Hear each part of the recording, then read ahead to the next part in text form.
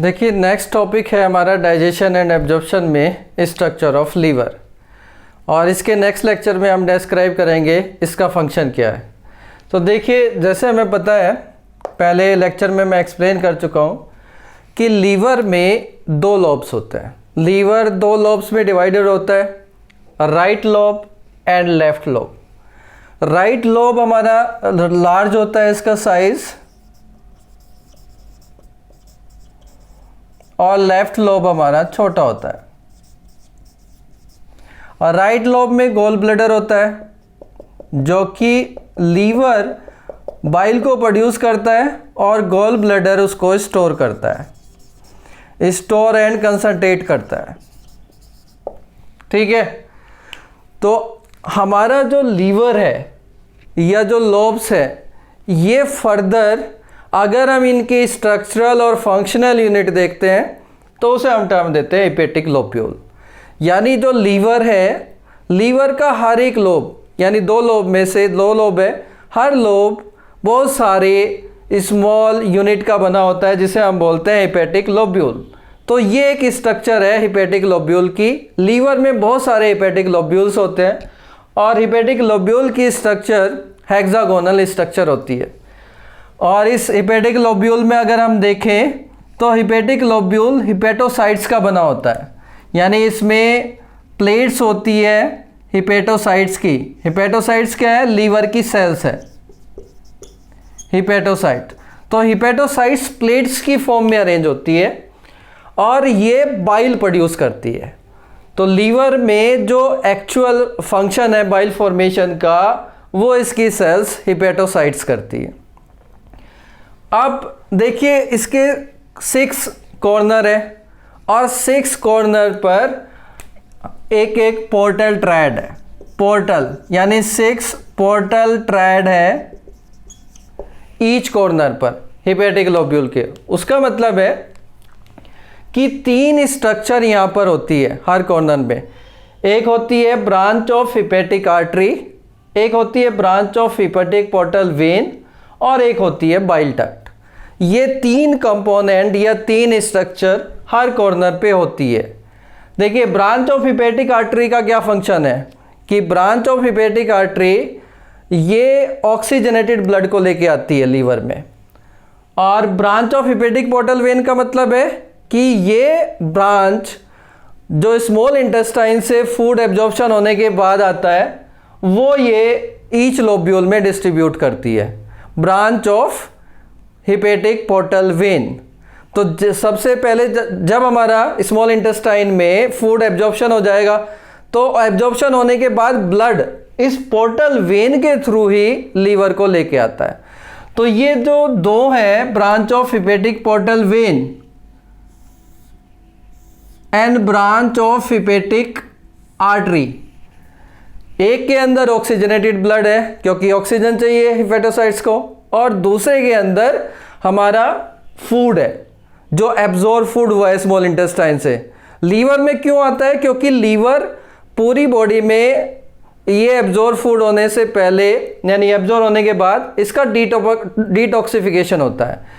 सबसे पहले small intestine से फूड लीवर को लाया जाता है पोर्टल वेन के थ्रू, ताकि लीवर यहाँ पर डिटॉक्सिफिकेशन कर सके, और फिर लीवर इसको जनरल सर्कुलेशन में रिलीज कर देता है। फिर बॉडी उसको, या जो हमारा सर्कुलेटरी सिस्टम है, वो उसको डिस्ट्रीब्यूट करता है। तो देखिए जो आपकी ये है, ये यहाँ पर ब्लड अपना रिलीज कर देगी दोनों, और ये ब्लड एक स्पेस में ये करती है जिसे हम बोलते हैं साइनोसॉइड। इस स्पेस को हम टर्म देते हैं साइनोसॉइड्स। ये हेपेटिक जो प्लेट है उनके बीच में ये स्पेस है साइनोसॉइड्स। और इस साइनोसॉइड्स में हमारी एक फेगोसाइटिक सेल्स होती है जिसे हम बोलते हैं कुफर सेल्स। कुफर सेल्स बेसिकली अगर आपके फूड में या आपके ब्लड में कोई भी माइक्रोब्स है, पैथोजन है, तो ये कुफर सेल्स उसको फेगोसाइटोसिस कर देगी, बैक्टीरिया पैथोजन को, और उसको डिस्ट्रॉय कर देगी। फिर इसके बाद ये प्रोसेस होने के बाद ये ब्लड इसके एक सेंटर में चला जाता है जिसे हम बोलते हैं सेंट्रल वेन। यानी जो साइनोसॉइड्स है फिर सेंट्रल वेन में ओपन हो जाएंगे, और सेंट्रल वेन हमारे जितने, ये तो एक हिपेटिक लोब्यूल की सेंट्रल वेन है, ऐसे हमारे बहुत सारे हिपेटिक लोब्यूल है, तो उन सब की सेंट्रल वेन किस में ओपन हो जाएगी? अल्टीमेटली हिपेटिक वेन में। और हिपेटिक वेन फिर अपना सर्कुलेशन किस में दे देगा? इंफीरियर वेना कावा, और इंफीरियर वेना कावा से फिर हार्ट में आएगा, और हार्ट फिर उस फूड को ब्लड के थ्रू पूरी बॉडी में डिस्ट्रीब्यूट कर देगा। तो यहाँ पर जो हिपेटिक लोब्यूल के स्ट्रक्चर में क्या है? हिपेटिक प्लेट्स हैं, और इन हिपेटिक प्लेट्स के बीच में गैप है, और इस गैप में ब्रांच ऑफ हिपेटिक आर्टरी और branch of hepatic portal vein अपना ब्लड रिलीज करती है, ताकि अगर इसमें कोई भी टॉक्सिक मटेरियल है उसका डिटॉक्सिफिकेशन कर सके कुफर सेल्स, और उसके बाद वो सेंट्रल वेन में जाएगा, और सेंट्रल वेन से फिर हिपेटिक वेन में जाएगा। यहां पर एक और स्ट्रक्चर है इस पोर्टल ट्रायड में। ट्रायड का मतलब 3 स्ट्रक्चर है, 2 तो मैंने एक्सप्लेन की, तीसरी स्ट्रक्चर है बाइल डक्ट। देखिए बाइल डक्ट का क्या फंक्शन है कि जो ये हिपेटोसाइट्स है ना, इन हिपेटोसाइट्स से यहां पर ये बाइल कैनालिकुली होती है, बाइल कैनालिकुली ये डक्ट होती है, जो कि जो हिपेटोसाइट्स बाइल प्रोड्यूस कर रहा है ना, वो बाइल इन हिपेटिक या बाइल कैनालिकुली में जाता है, और कैनालिकुली में जाने के बाद ये फिर किस में जाएगा? बाइल डक्ट में। यानी जो हिपेटोसाइट्स बाइल प्रोड्यूस हो रही है वो बाइल कैनालिकुली के थ्रू बाइल डक्ट में चला जाता है। अब यहां पर आपको देखना होगा कि जो यहां पर ब्लड है वो इस डायरेक्शन में फ्लो कर रहा है, लेकिन जो हमारा बाइल प्रोड्यूस हो रहा है सेल्स के द्वारा, और ये बाइल्स ऊपर की तरफ मूव कर रहा है, यानी जो साइनोसॉइड्स में है ब्लड का फ्लो इधर की तरफ है, और जो बाइल का फ्लो है इधर की तरफ है, और फिर बाइल किस में चला जाता है? बाइल डक्ट में।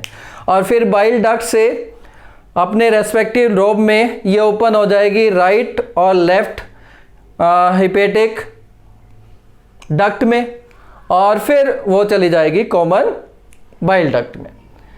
तो ये हमारी स्ट्रक्चर है, और यहाँ पर इसका एक आउटलाइन दिया है कि branch of hepatic portal vein और ब्रांच ऑफ हिपेटिक आर्टरी साइनोसाइड्स में ओपन होगी, और साइनोसॉइड्स में जो कुफर सेल्स है वो डिटॉक्सिफिकेशन करेगी।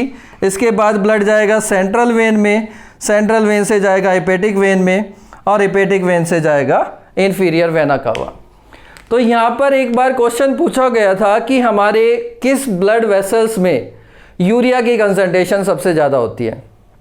देखिए आप जो फूड सोर्स लेते हो उसमें 3 है मेनली आपके, कार्बोहाइड्रेट है, फैट है, और तीसरा प्रोटीन है।